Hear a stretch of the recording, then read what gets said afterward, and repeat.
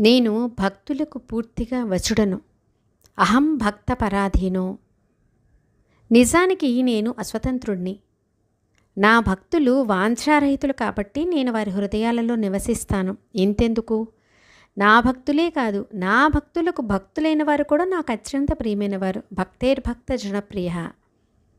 నా విశుద్ధ భక్తులు ఎటువంటి భౌతికోన్నతిని కోరిక కేవలం నా సేవ కొరకే తమ గృహాన్ని, ధారాపుత్రులను, బంధువులను, విత్తనము, చివరకు తమ ప్రాణాన్ని కూడా త్యజిస్తారు. కనుక వారిని నేనెట్లా విడిచిపెట్టగలుగుతాను? నా భక్తులకు ఎటువంటి ముక్తి అక్కర్లేదు. ఇక స్వర్గాదులు వారికి అక్కర్లేదని వేరుగా చెప్పనక్కర్లేదు. దూర్వాస, విశుద్ధ భక్తుడు సర్వదా నా హృదయంలోనే ఉంటాడు. నేను అతని హృదయంలోనే ఉంటాను. నా భక్తులకు నేను తప్ప వేరొకటి తెలియదు. నాకు వారు తప్ప ఇంకొకటి తెలియదు.